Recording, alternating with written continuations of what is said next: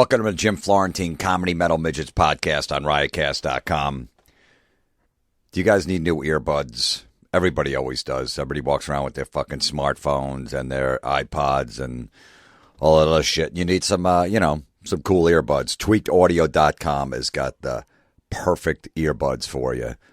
They're very inexpensive, $14.95. The highest they go up to is $39.95. They got a bunch of different colors, shapes. Fits all your fucking little gadgets, no problem. Go to tweakedaudio.com, put in the promo code midgets, and you will save a third off of your purchase, plus limited lifetime warranty and free shipping. So, I mean, come on, that's free shipping, lifetime warranty, third off. Put the promo code midget in. Go to Tweaked Audio Midgets. Go to tweakedaudio.com. I'd like to thank everybody for my the nice feedback I've been doing. I just started a show on SiriusXM on satellite radio on Ozzy's Boneyard. It's channel 38 on XM. I'm not sure what it is on Sirius. It might be the same. It's a 2-hour show once a week, every Thursday from 5 to 7 p.m. Eastern Standard Time. Just play 2 hours of metal, talk in between, do that shit. Get to pick my own playlist. It's fucking great, man. So I do a show each week, and then it replays if you guys can't catch it 5 to 7 Eastern. It's also on Saturday, 1 p.m. to 3 p.m. This is all Eastern Standard Time. Sunday, 9 to 11 p.m., and then Tuesday, 10 a.m. to noon. So, and if you got SiriusXM on demand, you can listen to it at any time. So check it out if you're any metalheads out there. I've been playing a new Sabbath record. It's coming out next week. I'll give a slight review on it next week. I already heard it. It's fucking phenomenal. It's heavy. It's the heaviest album to date. I love it. But anything Sabbath puts out, I'm going to love. So, but it is a great record. This week's podcast is going to be, it's not going to be that angry. I'm sorry. I know you guys like when I get angry. Some guy came to my show last night. I did a show at a casino outside of Philly, and he's like, dude, I love your podcast. I just love the awkward silence in between when you're angry and you just don't say anything. He's like, I never thought I would like that, but it's so fucking funny. Because I told him, I said, look, I don't know where I'm going. I'm just riffing. So, that's what happens with it. So thank you for that. But this one, I just couldn't I couldn't build up enough anger for something this week. I usually try to do it every week, but it's just, for some reason, I wasn't feeling it. I got a couple ideas floating around. So by next week, there'll definitely be some more rage, no problem. But I got a nice email from this guy, Alex. Alex is in Australia, which is the one country I've never been to. I got to go there. I hear it's amazing. A lot of comics, American comics, go over there and they do really well. The Australians get it. They like the humor, all that crap. And that's one country I definitely will get to at some point. But, I got people in Norway listening and all over the world, man, did a podcast, which is great.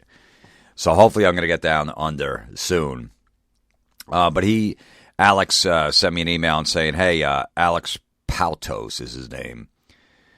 I'll get to the bottom of it. He goes, you're terrorizing telemarketer CDs. I think are hilarious, brutal, but genius. How you keep your shit together and pull them up in a minute of what they say is brilliant. I cringe listening to it. I love that because my humor is just cringe. I don't really have a podcast idea per se, but would love to hear you talk about your experiences doing those prank calls. Did any of them get out of control? Do you have any ones where you had to hang up as you were laughing so hard? The yes, no, I don't know comes to mind when I say this. Are there any funny outtakes? Anyway, love your work. Come down under sometime. Peace out, Alex. So I figured, you know what? I'll give you a history of my prank calls and pranks that have gone bad, because some of them have gone very bad. Because I have no line. I don't know the line where, you know what, this might get me in trouble. So, but let me start from the beginning with the pranks and all that stuff. As a kid, I went to Catholic school, grew up a family of 7 kids. We all went to Catholic school. My parents are super religious. They thought, going to a Catholic school, you're going to get a better education. You didn't. I mean, I had priests teaching you math in like 6th grade, 7th grade. What did they know about math? Besides adding up how many fucking kids they molested. Seriously, there was no...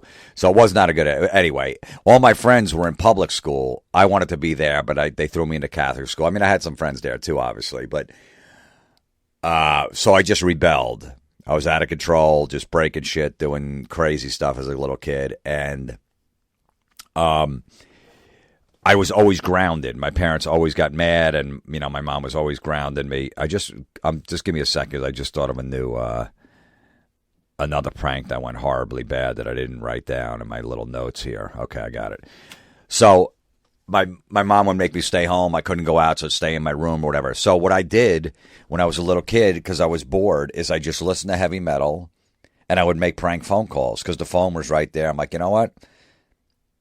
I'm bored. I'm just going to start calling out. I would just call neighbors up, call whatever, and just make prank calls.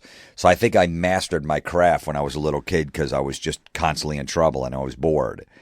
I remember my friend Tony, who I'm still friends with this day. I remember we got into 7th grade, and there was this girl, Donna, that had these huge tits for 7th grade. I mean, they were probably like C cups.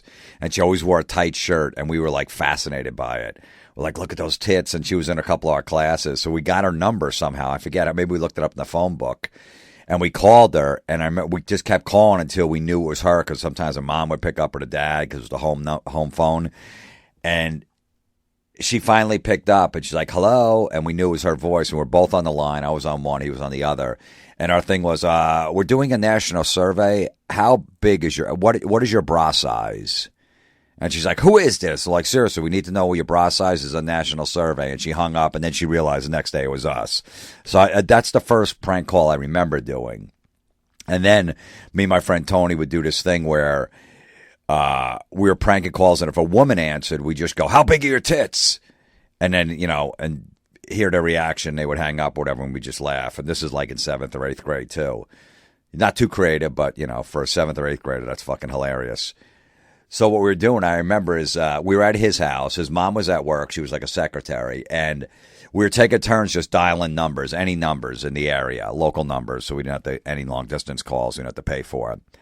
So I remember being downstairs in his kitchen. He was upstairs on the phone because you had to be on separate phones. And I had to dial first, and then as soon as it started ringing, then he could pick it up. I don't know. I forget how that shit worked, but that's how the old phones used to be. So I'm at his kitchen counter, and I'm like, all right, hold on, I'm going to make another one. And I look, and I see a piece of paper above the phone. It says, Mom's work number. So it was his mother's work number. I go, oh, this... And it was his turn to say, how big are your tits? I go, all right. I dial that number. I'm like, oh, this is going to be funny because it's his turn. I go, all right, Tony, pick up. He picks up. All of a sudden you hear, Hanson Dental. And he's like, Tony goes, how big are your tits? Woman goes, excuse me? He goes, how big are your tits? And it was his mother. And his mother goes, Tony, is this you? Tony? And you just hear him slam the phone down, come fucking running down the stairs like a maniac, coming after me. And I friggin' went out the sliding glass door, and he chased me through the neighborhood for like 2 miles. Until we both ran out of breath and we just fucking fell on the ground. And I had socks on. It was in the wintertime. I didn't even have my shoes on because I thought he was going to really kill me. So and we just ran through people's lawns, which is a t-shirt and jeans on in fucking 20-degree weather. It was fucking soggy. The ground was wet, and he chased it. It was fucking hilarious. And I just always remember that. And when his mom got home, she's like, did you call my number? He's like, no. And he denied it. But he asked his mom how big her tits were. And to this day, I still want to know because she did have a rack. God bless her soul. That's how it started. So now fast forward to like 1999. I'm living with Jim Norton at the time and my ex-girlfriend, XXX, a long time ago, right? She's ready. I'm doing stand-up for like 7-8 years at that point. Just doing shitty gigs, shitty bars, VFW halls, firehouses, whatever gigs I can get. I'm making a living, it's great. And what I'm doing during the day, I really, I had nothing going on. I was just enough. We had a shitty apartment. We were paying $800 and splitting it 3 ways. So we're paying like, I don't know, like $275, $750, $266 a month. And then, electric bill was like $100, whatever. So $266 a month was our rent. And we were living like 5 minutes from New York City. It was, the place was a shithole, but it didn't matter. So I could make a living and not have to work. So I'm bored during the day. I got nothing going on. My chick she was a school teacher. So she, left the house at 7 in the morning to get home to like 3 or 4 in the afternoon. So I'd get up at like 10. And if the phone rang and it was a telemarketer, I would just try to keep him on the phone as long as possible. Because I had nothing else going on. Nothing, I had a show in New York City at like 9 o'clock that night. So I pretty much had like 11 hours to kill. Or until my chick got home at like 4 and then she wanted to do some shit, whatever. So I start messing with telemarketers. I'm trying to keep them on the phone as long as possible. Right? Sometimes 45 minutes, sometimes an hour. Just constantly messing with them. Just whenever the phone rang, I would sprint to it. I'm like, all right, let me see what I could do to this guy. Not thinking I was on to anything. So I tell my buddy Don Jameson, I told Don, I go, yeah, man, this telemarketer called. I would tell him about these calls. We taking these long road trips. He goes, you know what? Put me on three-way next time. I want to hear this shit, man. It sounds funny.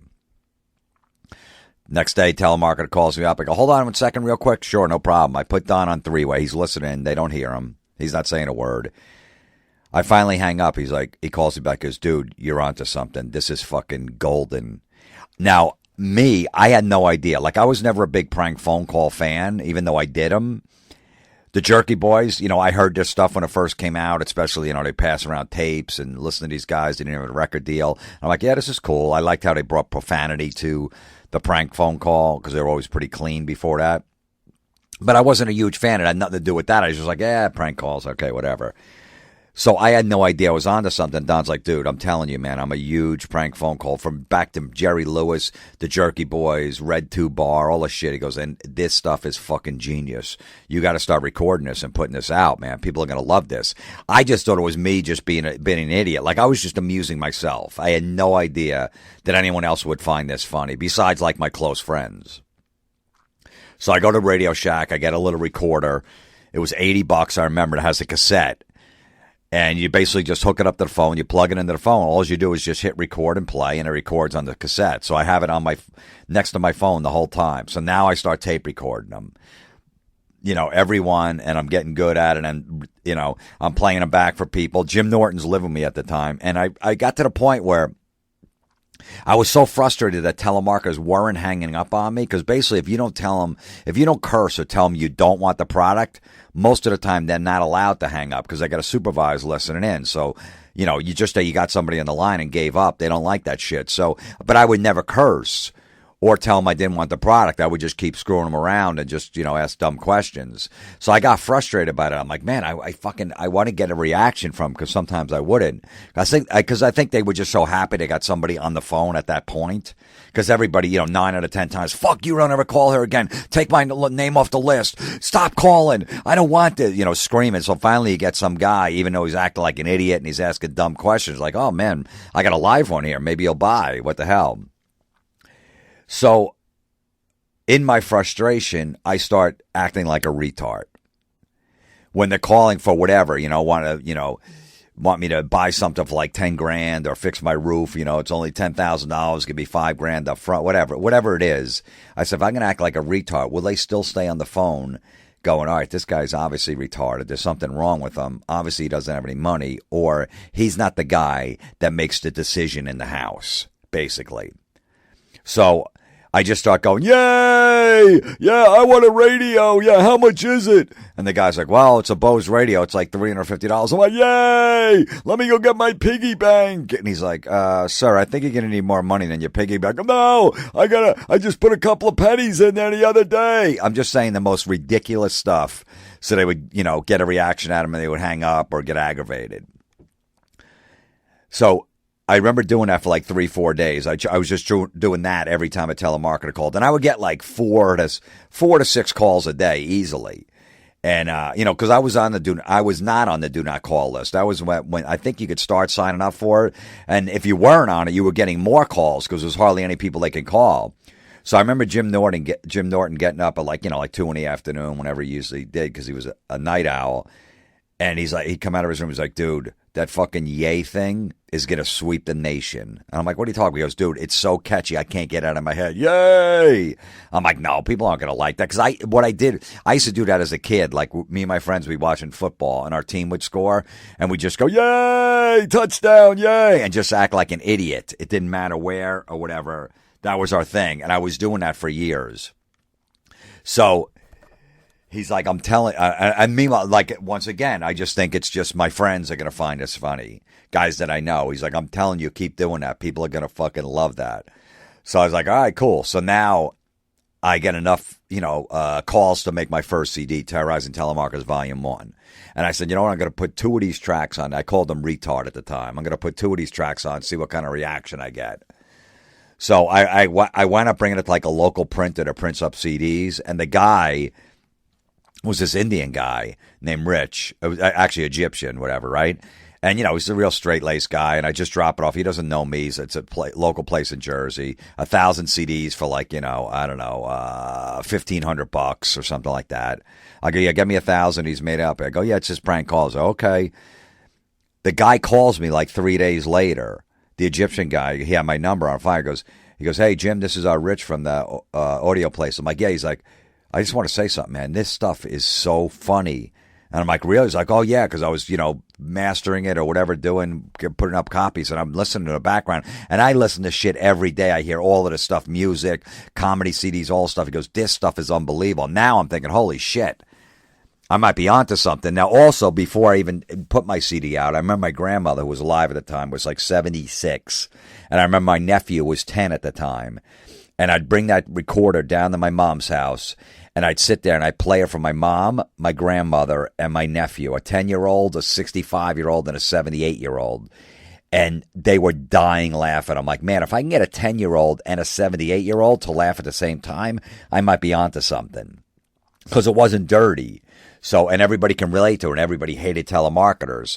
So I'm like, holy shit, this could be cool. So I put the 2 Retard tracks out on the CD. And my whole goal was just like, you know what? I'm doing these shit gigs. I'll get my name out there. I'll sell them at my shows. I'll sell maybe 3 or 4 for like $10. I'll make 30 or 40 extra bucks for gas money, maybe a lap dance after the show. What the hell? I'll get my name out there. Oh, this guy, yeah, because I had nothing, I didn't have any product out there. And, I'm like, I want people to get to know who I am as a comic. So, I start selling my gigs, and that guy Rich from the audio place goes, man, I got a guy that has a record label that might be interested in putting this out. He could really get this out. I'm like, yeah, let me know. Next thing I know, I meet with this guy, and he has a label. He's like, yep, I can get it in stores for you, no problem. I'm like, all right, let's do it. Of course, I signed a super shitty deal for like 2 CDs in case there was a follow-up one. And then like 3 months later, my CD, I remember being in like fucking Tower Records in New York City. I never forget the day it came out. I'm like, I was so excited that actually one of my CDs was going to be at a record store, which I've been going to as a little kid. I always like fucking fantasized like having a CD or an album in a store. I remember asking the guy that day when it came out, because, all the new releases, the kid in Tower Records, I go, hey, I'm looking for this CD. It just came out. It's called Jim Florentine, Terrorizing Telemarketers. And he's like, let me check. And he's in the computer, and he's like shaking his head. Now he goes, dude, I don't know what this is. He goes, but I know everything that comes in the store, and I know it before it comes out. I check it out 3 weeks before, and we get samples and stuff like that. I have never heard of this. What is it? And I'm like, I don't know. It's supposed to be like a prank phone call CD. He goes, I don't know. You could check over there, but I don't know what this is. And I went over there. It was in the comedy section. It was so fucking cool.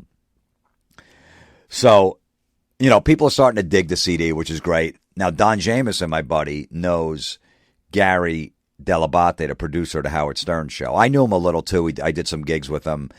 But Don knew him pretty well. So Don's like, hey, man, I'm going to bring this to Gary because I think Stern would play this stuff. I think he would like it. So I go, yeah, let's go. So he sets up a thing with Gary. Me and Don go meet him. We go up to his office, and Gary's like, hey, Jim, how's it going? I haven't seen you in a while, this and that. And Don's like, dude, this fucking prank call CD is hilarious. And Gary's like, okay, cool. He's like, all right, no problem. He goes, hey, if it's funny, we'll play it on the air. That's all I can, that's the best I could do for you. We're like, hey, no problem. Absolutely. I was just excited to be up at the K-Rock studios, and all that shit. So I'm like, all right, perfect. Then, I know how the business works, and I know he gets a lot of shit, in constantly different people. This stuff is great, so he's probably just going to, I don't even know if he's going to listen to it. And if he does, what are the chances he's going to like it and actually get on the air? The next morning, I wake up at like 10 o'clock, the usual time, and I didn't keep my phone near my bed. It was in the office. I had like fucking 13 voicemails. Dude, Howard Stern's playing your fucking CD on the radio. He's loving it. He just played like 3 tracks. The next morning, he was playing it. And my friend got me a tape of the show. He taped it. I heard it later in the day. He's like, who is this guy, Gary? Holy shit, is this shit funny? We got to get this guy in here. My God, I never heard anything like this. I'm fucking freaking out. You grew up a huge Stern fan. I mean, I listened to him doing construction work, fucking the shittiest jobs in the world. And that's the only thing that got me through the day is just listening to him every morning. So now I'm like, holy shit, this is fucking unbelievable. Meanwhile, I'm working on my second CD. So it was at the same time. I'm missing something here.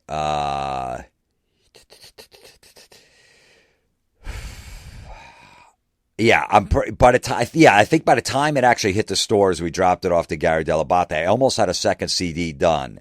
It was at the printer, but it just wasn't ready yet. Now, in the same time, the Stern Show started having like these unknown comedians come in and sit in the chair because Jackie the Joke Man left.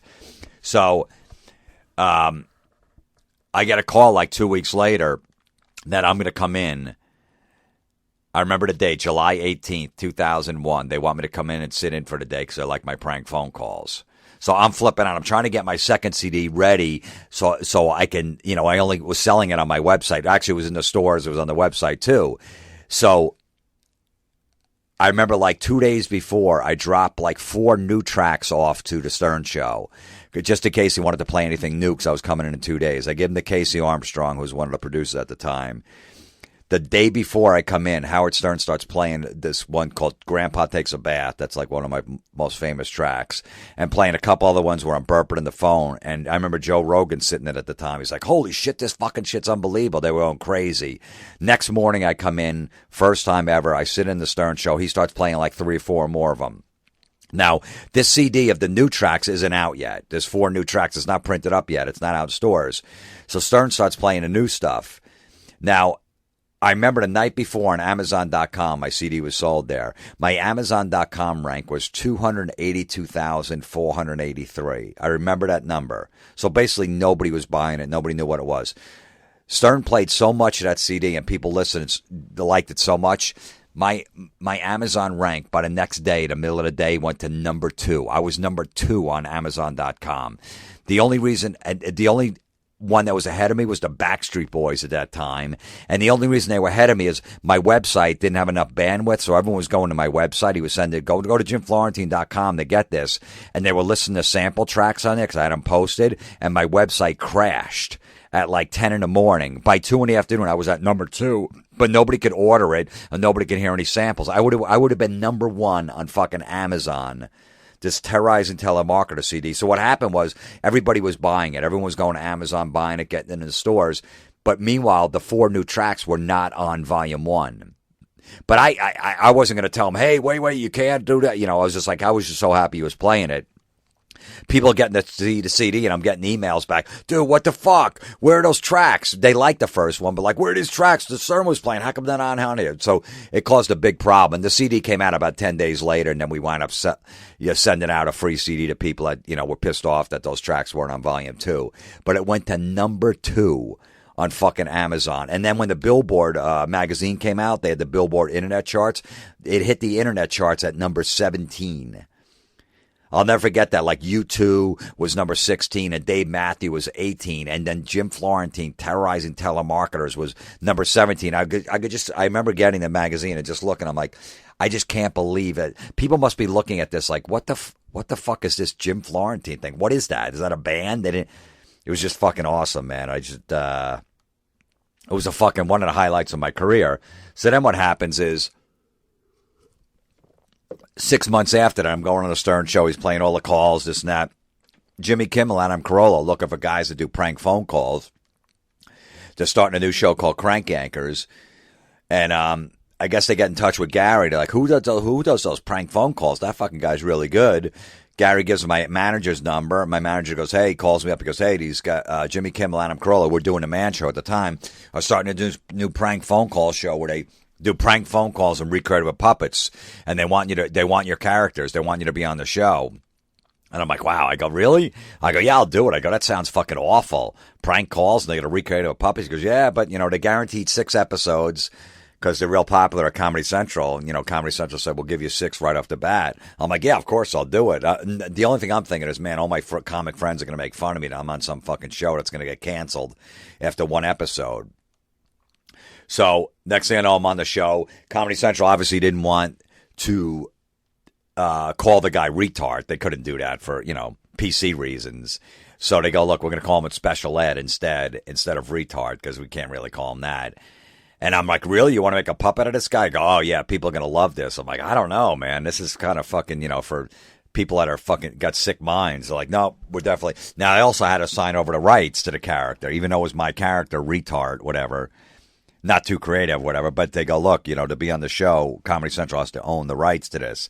And my manager called me. He's like, "Will, what are you going to do?" I go, absolutely, give it to him. I'll sign a paper. Because at that point, what am I going to go, no, and not be on a huge show, which, I didn't know at the time was going to be, but still, I'm like, you know what, fuck it, what am I going to do? That's what you got to do in the business, just fucking suck it up, your first deal, and get ripped off, which, by the way, that record label guy totally fucked me over.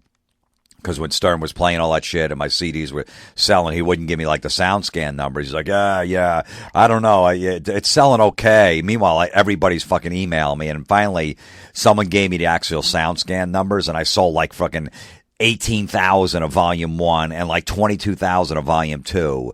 And I was supposed to get like $5 on a CD or $4.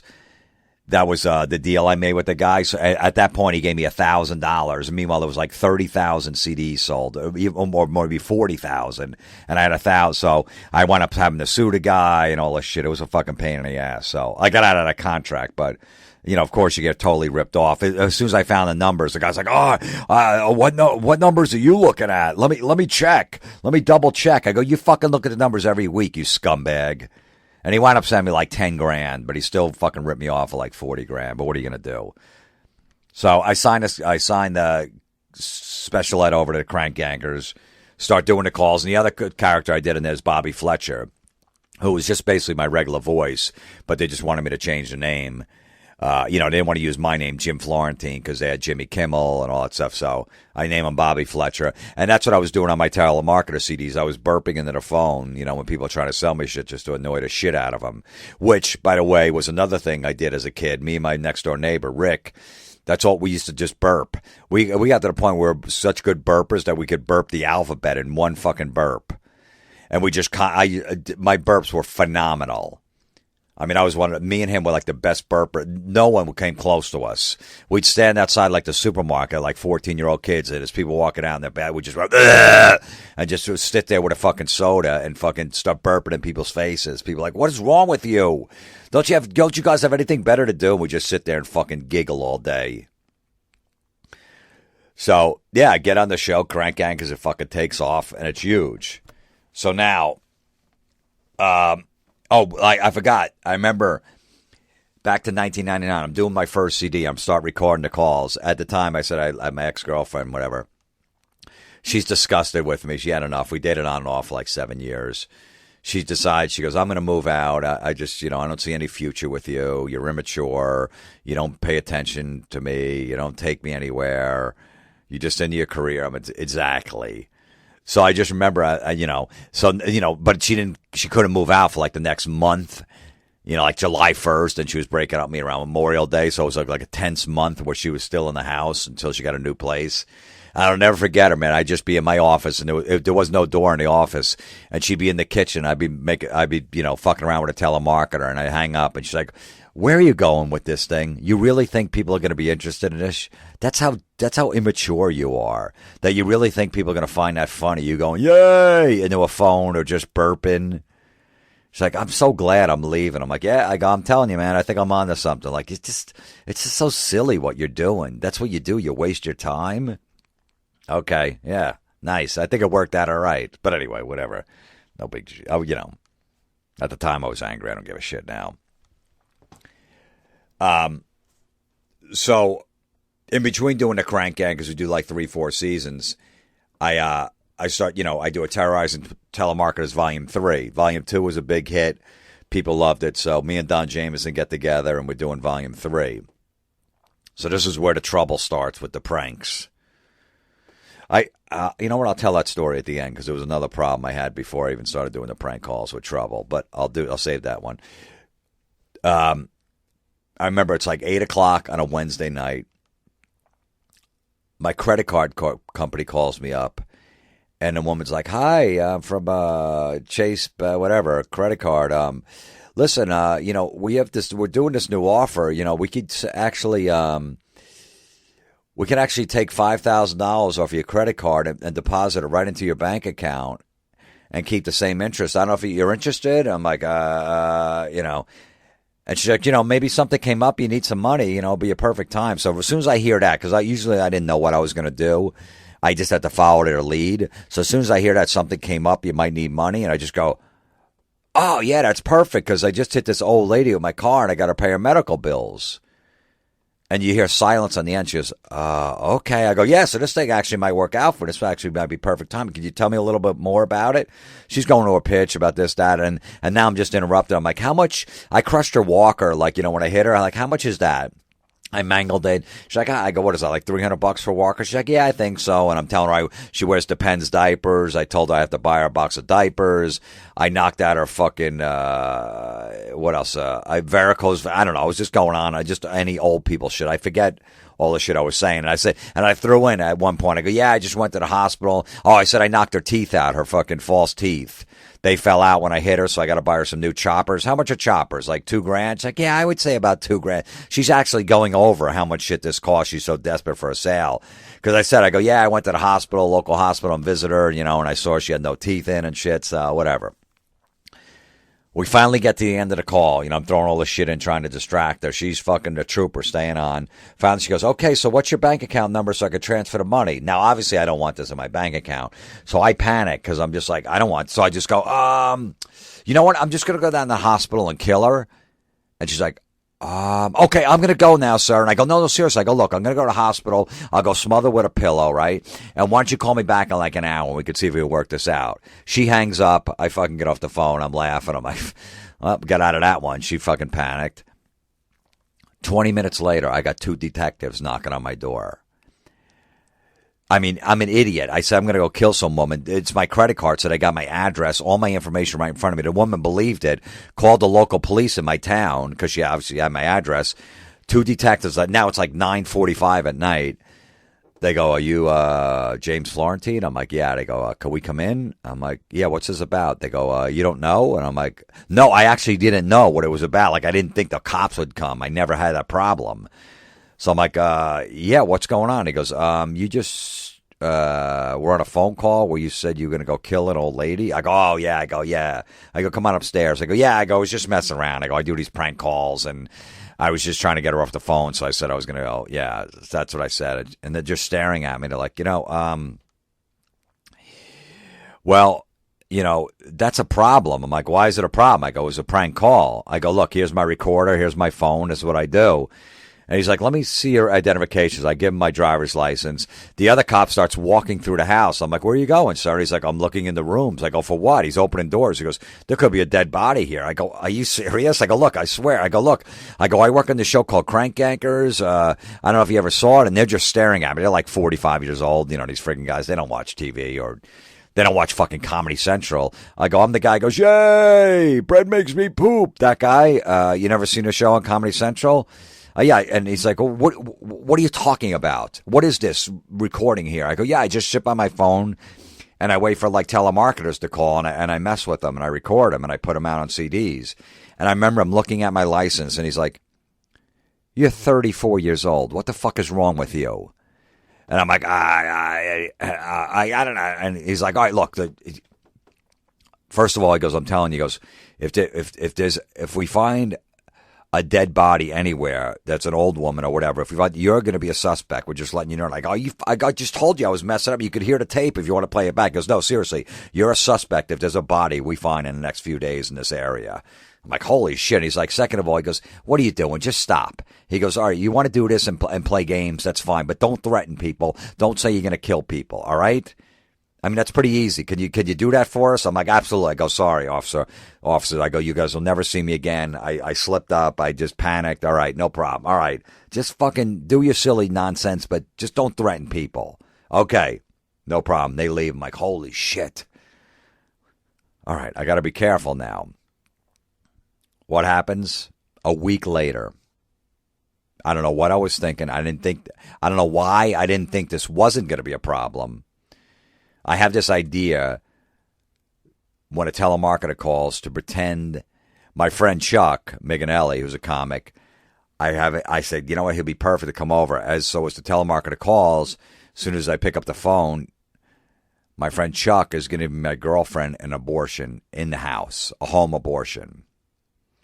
Now, you would think that I would have learned my lesson from a week ago, like, don't threaten anyone, just do silly calls, we don't want to see you, we don't want to come back here again. You think that maybe I would go, all right, you know what, that might be a little risque. That could be a problem. But no, I tell my ex-girlfriend at the time, I go, look, just when I pick up the phone, just scream like you're in pain. She's like, why? What are you going to do? What are you up to? I go, no, don't worry about it. I go, it's just silly. I didn't want to tell her because I know she wouldn't have done it. So I go, just pick it. It'll be fine. So telemarketer calls. All of a sudden, you're, ow, ooh, ah. And my friend's like, all right, yeah, I got it. All right, yeah, this. And the woman's like, sir, excuse me, sir, what's going on there? Do you want me to call back? I go, nah, my friend's over, Chuck. He's just giving my girlfriend a home abortion. She's like, I'll talk to you later. I go, no, seriously. I go, stay on the phone. I go, look, I'm just trying to save a few bucks. It's around the holidays. And, he's got a tool chest. He said he could do it. So he's going to charge me like $75. So don't worry about it. It's fine. Just keep going. She's like, I go, seriously, I'm really interested in your product. I don't even know what the fuck it was. So she goes back into her pitch. Amazingly goes back into pitch. My friend's yelling the whole time. My girlfriend's screaming, ow. He's yelling, I just pulled an arm out. What you want me to do with it? I go, fucking throw it in the garbage. What do you want me to do with it? I'm sorry, miss. Just go back. What did you just say? She's talking like 100 miles an hour. I could tell she's horrified. I'm like, this is fucking beautiful. She's falling for it, hook, line, and sinker. And then I'm like, all right. And we got a vacuum going on in the background for a freaking special effect. So she's like, I'm like, sorry, miss. I can't hear you. He's got the vacuum going. He's just trying to get the rest of the pieces out. What'd you say? She finally hangs up after like 3 minutes. We're fucking laughing. My girlfriend's like, you're sick. I would have never done that. What the fuck's wrong with you if you told me what we're really doing? I'm like, whatever. No big deal. We all go out to go get coffee. We run down to Starbucks right down the hill or whatever. Starbucks there, right? I come back about an hour later and my door is busted in. There's all the neighbors are out front. The guy that lives downstairs. I come in, there's wood all over the place. It's friggin' hanging off the hinges. And they're standing in the hallway. I go, what's going on here? What happened? They go, the cops are here. I go, they were? He's like, yeah. There was a 911 call and no one was in the house, so they busted the door down. Once again, this woman had my information right in front of her, thought there was a home abortion going on, calls the local cops. They fucking 3 cop cars and ambulance and EMS workers fucking speed down to my house like 80 miles an hour down the main drag. That's like a 25-mile zone. Come to the house. The same 2 cops are with them too. And they're fucking pounding on the door because they think somebody's up there fucking hurt, bleeding, because they believe the phone call. I'm not there, obviously. So the 2 cops are at my house a week before. They're like, all right, we think this is a prank because we were here about a week ago. But you know what? We got to make sure we're here. They fucking break down the door into the house, go upstairs, look around, and then leave. And they just put the door back like on one hinge. So now I'm like, oh, shit. They actually believe the call. So I go, you know what? Maybe I should go down to the police station, just straighten everything out. I walk in there. It's the same 2 cops from the week before. Like, what the fuck is wrong with you? And I go, what? I go, they go, You're pretending you're giving your girlfriend a home abortion in a house, and you don't think there's a problem with that? I'm like, I guess. They go, did you not hear what we said last week when you were there? Don't threaten anyone. Don't do it. I go, well, he goes, that woman was so upset that she actually left work early. As soon as she called, she left work because the company called us back. And I'm trying to crack jokes with them because I'm like, maybe I'll get out of it. I go, well, at least I gave her a half a day. Look at the bright side. They go, come in the office. Now they bring me in the friggin' in the police station, right? They go, all right, we need you to sign this statement saying that you were sorry, what you did, and just explain it because our sergeant wants to charge you. I'm like, charge you for what? They go, look, if someone would have got killed as us rushing to your house in the police car or the ambulance, we ran somebody over accidentally, you would have been charged for murder. I'm like, me? I go, look, I didn't tell the woman to call the police. She did it on her own. She goes, it doesn't matter. You're just lucky that didn't happen, that we had to do 80 miles an hour down there because we saw somebody was bleeding in your house. Now explain yourself. Tell them it was a joke. Write this whole statement out, what exactly went down, because my sergeant is pissed. He wants us to lock you up right now. So I'm fucking flipping out. I never got in trouble before. I've never been at a police station. So I write this whole thing out admitting my guilt. They're like, all right, well, this should be okay, but, this is fucking ridiculous. I'm like, dude, I'm not even doing prank calls anymore. I was so shook up for it. I was fucking horrified. 2 weeks later, I get a fucking ticket in the mail, disorderly conduct. They charged me for it because I admitted in the statement. I should have never went down there. My cop friend's like, you never go down there. You didn't have. You had just admitted guilt, and that's why they charged you. They couldn't have charged you for anything. You didn't do anything wrong. But when you came out and said you did, that's when they had the right to charge you. I had no idea. So I'm facing 6 months in jail. I have to go to court. I have a court appearance, and I'm facing 6 months in jail and like a fucking $10,000 fine for this because it was like the worst disorderly conduct, whatever it was. I forget what my lawyer told me. I have to get a lawyer. I got my buddy, Tom.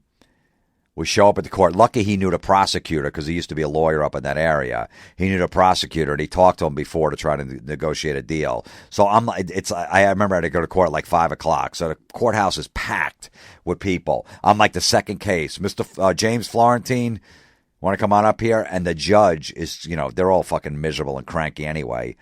In front of the whole courthouse, explains what goes on. He goes, you did a prank phone call where you pretended your friend, and they thought it was Jim Norton. They go, Jim Norton was giving your girlfriend an abortion, because Norton lived with me at the time. It wasn't Jim, but I'm like, yeah. He goes, and you thought that's funny. You think that's funny, and you had a vacuum playing in the background, and he's pulling out body parts. This is what I'm reading here, and you're supposed to be, you're a comedian, right? I'm like, yeah. He goes, tell me how that's funny. Tell me exactly one thing in there that's funny.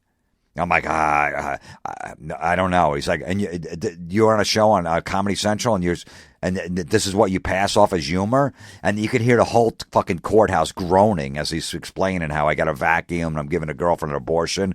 I felt like fucking OJ, how much they hated me in there. I'm biting my bottom lip because I wanted to laugh in the judge's face. I'm like, yeah, that's fucking hilarious. Sorry that you don't get it, you cranky motherfucker. So they worked out a thing with the prosecutor. Okay. $750 fine and pay another $150 court fee, and I never want to see you here again. You come in here with another one of your pranks, that's it. You're getting the 6 months in jail minimum. No problem, officer. And then I had to do the walk of shame through the fucking aisle of everyone in the courthouse looking at me, just fucking going, ugh. What a fucking scumbag. It was so fucking funny. But I couldn't let out a laugh. I was biting it. And finally we got outside. I just started fucking bursting out laughing outside the courthouse. Like, this is fucking beautiful. I still have, to this day, it's right on my wall. I'm looking at it in my office. I have the ticket and the friggin' from the police about my disorderly conduct and a whole letter. I have to hand in the tape. And what happened was the company wanted the abortion tape. Like, they wanted the prank call tape. I got letters from their lawyers. I never put the tape out. You know what happened was the audio was just too loud. Like, my girlfriend and Chuck and the vacuum was just too loud. And we could barely hear her. And the audio just wasn't great on the call. So even if I did put the call out, it would have never been it wouldn't have sounded right. I would have had to do it again. But after I got in trouble, there was no way I was doing that call over again. So I never released the tape. I just told them that, I burnt it as soon as it happened. I just got rid of the tape. There's no tape. Meanwhile, of course it is. I'm gonna fucking play with my grandkids one day. But I don't even know where it is. I might still have it, but it doesn't sound good. Or I would definitely put it on my podcast. So. That was a big one, fucking knocking the door down. It was beautiful. And then I guess about like a year later, I did another one with this. They were calling me about a pet cemetery, about maybe, you want to buy a plot for one of your pets. And I was like, yeah, I got a bunch of dead cats. And he's like, where are they? I go, they were in my freezer. He's like, what the fuck are they doing in your freezer for? I'm like, well, I'm just going to keep them in there because I don't want to put them in a pet cemetery or whatever. And then I just said, yeah, I killed. He's like, how many you got in there? I go, I got like 14 cats in there. I got a dog in the refrigerator. I go, I don't want to put them on the ground. I miss them. So whenever I open the refrigerator, I look at them. He's like, you're serious? I'm like, yeah, of course I'm serious. He's like, where do you live again? You live in Cliffside Park? Is that where you live? In Jersey? I'm like, no, because now I'm fucking panicking. Yeah, you do. I got your address right here. All right, don't worry about that, buddy. And fucking like 10 minutes later, the cops actually called my house. They didn't come. They go, hey, we got this. Is this what's going on again? This guy called about, you said you got dead cats in your freezer. I go, no. I go, look, I was messing around. They go, cut it out. All right? Cut it out. Just cut the shit. And I go, no problem, officer. Sorry about that. So you'll never hear from me again. And that was the last time I got in trouble with them. Cut it out, and cut the shit is what they said. And that was the times I got in trouble with the prank calls. Now, me and Don Jameson also did these hidden camera DVDs called Meet the Creeps, where we go around with a hidden camera. We fuck with people. And we had the cops come a couple times. One, it's on YouTube if you want to check it out. It's called House Hunting, where we go to check out a house. We get this real estate broker, and we're going to look at a house. It's me, Don Jameson, and this other comic, Laura Levitas. They played a married couple, and I'm the brother. And it's an empty house. This real estate agent's showing us the house, and I decide to go in the bathroom when he's in the other room showing them something, and I start taking a shower, and the guy fucking flips out. He's like saying to Don, is your friend taking a shower? And he's like, yeah, he's probably just rinsing off. He's like, he's not supposed to do that. What that? You don't do that. And then I open the door and I'm in a towel and I'm asking for like shampoo and conditioner, and the guy's screaming at me, get out of there. You can't take a shower. I go, I'm just checking out the water. You can't get out. And the next thing I know, I got the hair dryer going and shit. Cut to the end of it, he freaks out, says, I'm calling the cops, because after he finally waits for me to come out of the shower after I'm asking for gel, and he's basically just drags me out the door. We're walking to the stairs, so he's throwing me out of the house, and we hear moaning coming out of the other room, and Laura's pretending she's giving Don a blowjob. Don's got his pants around his ankles, and she pretends she's blowing him, and the guy just fucking flips out and calls 911, and then he hung up before he got to talk to him, but they knew where he was. They traced the call, and cops showed up, and we told them, look, we're just messing around, and, this is what we did. And the cops like, that's fucking really funny. And, they asked the guy, you okay? And he's like, yeah, I'm fine. They were just fucking with me. No problem. So we got out of that one lightly. But there was one that went horribly wrong. We had this idea. My brother was doing these, was in the construction, so he's putting these new condos up in like Asbury Park area, right? So they had the big dumpster right on the front lawn. And I used to do construction. I know when you do construction, you're very possessive over that dumpster, even though it's not, it's just on the construction site. It's huge. None of the construction guys like anyone throwing anything in there, even if it's like a coffee cup walking by. They get pissed. They're very possessive over that. So he had this whole construction crew. I didn't know who the guys were, which is perfect. Out front there, and I remember driving by the place. I go, this would be perfect. Let's roll. Me and Don go, let's roll our friend Chuck up in a carpet like a dead body. And because they were working outside, it was a nice day. We knew they were going to be on the roof and on the deck. Let's fucking pull a car right up to the house and dump the dead body into the dumpster right in front of these guys, and then just take off and see what kind of reaction we get. So that's our plan. We roll Chuck up. We get out there. That's on our Meet the Creeps, too. I think it's on Volume 2. It's called Dead Body. It might be on YouTube, too. You can check it out. So we dump the body. First of all, like, he's not moving or anything. You can't see. We have it all taped up. We're just going to dump this carpet. And the guy's like, what? Well, what are you? Yeah, we're just going to dump this carpet in. So what happened was we didn't plan it out because Chuck weighed like fucking 200 pounds. We couldn't lift him to throw him in the dumpster. So we just left him on the sidewalk and we took off. And our cue to Chuck was, as soon as we leave, you hear the car away, then start moving around in the carpet like you're a dead body or there's a body in there. Because before I didn't know what, we just said we're going to dump this carpet. As soon as we leave, you just see on the sidewalk this carpet start moving, and you hear Chuck, help, like that. And the guy like fucking jumps off the ladder, runs down there, cuts open the carpet, and Chuck's like, holy shit, where am I? Those guys, they kidnapped me. Where am I? And the guy's like, you're in Asbury Park. He's like, holy shit, I was in a bar and they must have drugged me, and I don't know what happened. And the guy's like, all right, hold on, let me find out what's going on. But what happened was, and then we were going to come back. Our plan was we would come right back around the corner in the car, And as Chuck got out of the carpet and everything, we're going to go, hey, by the way, how do you get to the Parkway North from here? Like nothing was going on. And then see their reaction and then pull away. Well, by the time we got around the corner, what happened was there was a guy across the street, this old fuck, nosy, of course, just nosy, got nothing else going on in his life, is watching the whole thing unfold, doesn't know that there's a hidden camera filming the whole thing. Across the street, thinks this is real, because if you looked at it, it was totally real, and calls the cops. So we're waiting for Chuck's cue. Chuck was going to send us a text for when to come around and ask for the directions. Chuck calls. He goes, dude, the cops are here. I go, what are you talking about? He goes, you got to come here. They want to talk to you. The cops are here. I'm like, oh, what? He's like, yeah, get over here because they want to talk to you right now. We come around the corner. There's fucking 3 cop cars there. There's fucking sirens, all this shit. There's an old cop and a young cop. And the old cop's going, what the fuck's going on? What is this? And I'm like, look, it was just a joke. He's like, a joke? You think this is a joke? And the young cop's like, what's your name? And I tell him, he's like, oh, I know who you are. Yeah. And he's like, and the old guy's like, I don't give a shit who he is. This isn't a joke. He goes, do you know what's going on in this neighborhood? What were you doing here? I go, look, we put our friend in a carpet and we pretended he was a dead body and we're going to dump him in the dumpster and then just pull away. And he's like, do you know what's going on in this town? I go, no. He's like, you don't read the papers. I go, I do, but I don't know. He's like, a week ago, somebody dumped a dead body at a construction site. And now it's big news. And now you didn't know about this? Of course you did. You're fucking with us. I go, no, I didn't know.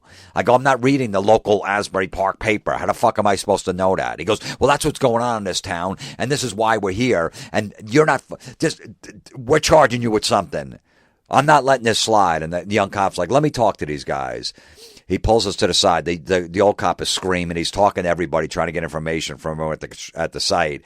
And the young cop's like, dude, you're Jim Florentine from Crank Yankers and Howard Stern? I'm like, yeah. He's like, dude, I didn't want to laugh in my sergeant's face, but this is fucking hilarious. Holy shit, is this funny? But I'm going to pretend like I'm mad at you, but this is fucking... He goes, you have those Meet the Creep DVDs and Terrorizing Telemarketer CDs? He's like, oh, yeah, absolutely. I got them right in my car. He's like, oh, man, I would love to get them. All right, well, look, I'm going to try to talk him out of this. He goes back to the old guy. He's saying, look, let me... The old guy comes back and goes, you motherfuckers, I'm telling you, man, I'm pressing you. If that guy, the old guy over there wants to press charges for what you did, I go, why would he press? He goes, don't answer me. Because I'm thinking, why would the old guy press charges? It had nothing to do with him. He was across the street. So the young cop's like, all right, I'll take care of this. I'm going to get more of a statement from them. You could take off. So the old guy takes off. And he's like, all right, man, can you meet me around the corner? I don't want to do it right here. Meet me at like the fucking local CVS and get me all your stuff. I'm like, absolutely. So I fucking pull around the corner. I meet the friggin' guy, give him all my CDs, DVDs. He's like, all right, look, man, I gotta smooth this over because he still wants to charge you, man. He's really fucking pissed. Like, all right, look, can you call my friend Club Soda Kenny? He's a cop. I go and talk to him, and he'll verify him for me. I give him his number. Right? Now, if anyone out there knows Club Soda Kenny, he's on Opie and Anthony. He used to be Dice's guy. He's real fucking dry and, just a fucking dry sense of humor and just, real, hi, my name is Kenny. That's how he talks. And he was a fucking on the force for 23 years. So I give him Kenny's number, and Kenny's messages, this is exactly what his message was. I'm glad you called. No, I'm happy you called, but I'm not around. Please leave me a message. Thank you. So the cop hears this. 5 minutes later, he calls on my cell phone because he had my cell phone number on the police report. He's like, where are you right now? I'm like, I'm just getting on the parkway. He goes, turn around. You know where the CVS was? Meet me there. And I'm like, all right, what's going on? He's like, you're fucking with me. You're fucking with me. Is that what you do? I go, what are you talking about? He goes, I just called that number. There's a retarded guy has left a voicemail. Why you tell me this is a cop? Why are you wasting my time? I fucking vouch for you. I'm trying to get you out of trouble and you're fucking with me? Are you serious that you're going to do this to me? And I'm like, I swear to God, he's a cop. He's like, no one leaves a message like that guy's retarded. That's not a police officer. I go, I swear to God, he's my friend. I go, hold on a second. I get him on three-way and Kenny actually picked up and they smoothed it over. And then luckily, the guy smoothed it over. We didn't have to get any fucking ticket or anything like that. But you could see that. I think it's on Meet the Creeps Volume 2, Dead Body it's called, where we almost got arrested once again. Did you know this podcast is also sponsored by butterflyradio.com. Was that a smooth transition or what? Butterflyradio.com is an app. You need an iPhone to have it, but it's a free app. Download it. Go to the website, butterflyradio.com, and you can leave me messages. A lot of people leave me podcast ideas on there. It's like a radio, your own radio channel, radio station. You can leave up to a 5-minute message, comment on the podcast, ask me questions about metal or whatever in general, and I'll answer the questions. So it's a pretty cool app. So check it out, butterflyradio.com. Yeah, it's getting really popular lately, man. I know everybody doesn't have an iPhone. They're trying to get it on the other phones, but for the meantime, it's just iPhone availability. Butterflyradio.com. Also, if you're going to shop through Amazon, if you're going to shop on Amazon, go to my website, jimflorentine.com first. Click on the Amazon button and shop from there. It gets a few pennies to whatever you buy to our podcast. So help support the thing. What the fuck? It's free, you know? And if you want to make a donation to the podcast, jimflorentine.com, there's a donation page right there. You got a PayPal thing, and you could chuck some money in there or whatever. So I always appreciate the support with you guys. Am I leaving out anything? No. And if you could, on the iTunes page, when you go to listen to my podcast, leave a comment for some, like I said before, it helps the podcast ranking if you leave a comment. I don't know why. I don't know what the fuck that's about, but there's a comment at the page. Just say, hey, good podcast, whatever, and it helps. I don't know, some weird shit going on. But, all right, I'll save my last fucking prank. The last one, I'll save this one. Well, I'm going to do it now, basically. What am I talking about? All right. I think I'm trying to think how old I was. Probably 20. Like I said before, my brother would buy like these old shitty houses, and we'd fix them up and sell them or whatever. So I was just working construction. I hated it. Picking up garbage, fucking, ripping walls down, ripping shingles off, painting, whatever. So we're on this job site. I think it was in like Long Branch, New Jersey. I'm not exactly sure of the town, somewhere around there. And it's this house that's like, it's kind of like on stilts almost, like there's a crawl space underneath, right? I'm bored, of course. Got a sick mind. My brother tells me there was this little pantry off the kitchen. He goes, hey, just cover that with a piece of sheetrock. I don't want it to look stupid like that. Let's just not even. It was just a real little small pantry because it looks weird. So just cover that up. So as soon as I hear that, I'm like, wait a minute. Before I cover this up and put sheetrock over it, where the new people are never going to know there was a room here, let me do something on the wall. I get a Sharpie. I write this whole thing on the wall. Hi, my name is Stuart. I used to live here 5 years ago. So whatever year it was 5 years before that, right? I used to live here with my grandmother. It was just me and her. One day she got really sick, and I couldn't afford her medication anymore.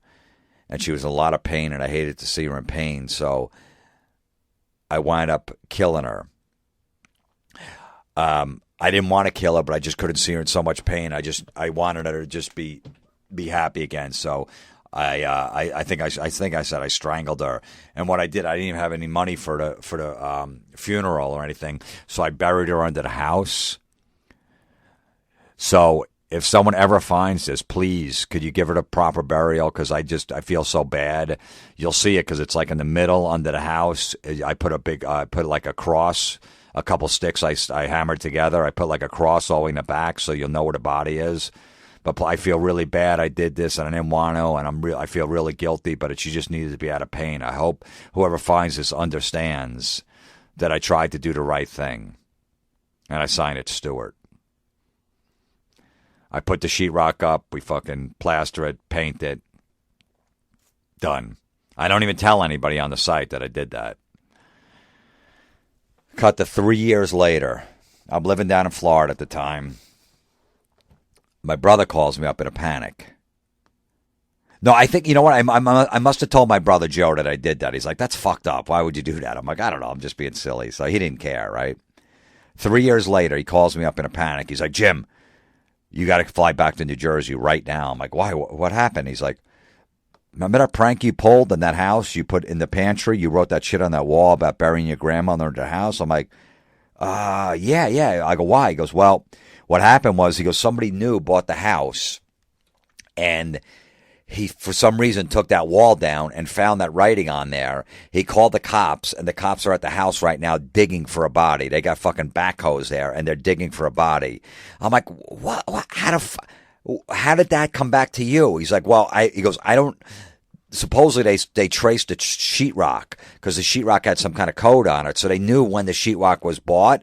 And they traced it back to when my brother owned the house because someone else owned it after that, and then someone else bought it. So he was like the, 2 owners before. He goes, they traced the sheetrock, realized it was, bought in whatever, 1986 or whatever it was, and traced it back to when I owned the house. They wound up showing at my parents' house at the time, knocking on my parents' door, 3 cops from the town going, all right, I need to see Joe Florentine, my brother, because he owned the house. They go, because there's a thing with a body, and where is he? And my mom's freaking out, thinking my brother killed somebody. She's like in tears. My dad's like, holy shit, what's going on? He's like, well, he lives in wherever, this town. So they fucking 3 cop cars go to, they're telling my parents, what's his address? We need it right now. You better not lie to us. My mother's freaking out. They go to my brother's house. He's got 2 little kids at the time. He's home with them, fucking trying to take care of them. You got cops knocking on the door. Go, all right, look, what's going on? What do you know about this? And there's cops at the house right now digging. They go, and they had the piece of sheetrock. They cut it out, and they brought it. They showed my mom first. My mom was fucking horrified. And then they show it to my brother Joe. They go, what is this? We found this on the wall. My brother starts laughing. Like, what the fuck are you laughing at? He's like, look, I think one of my guys pulled a prank on the site. He's like, what do you mean a prank? I go, yeah. I can guarantee you it was one of my guys that just wrote that on there. There's no dead body on it. I guarantee.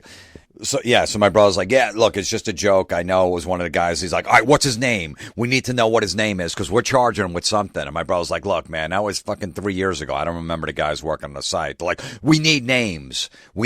Somebody's getting charged for something on this. And my brother's like, come on.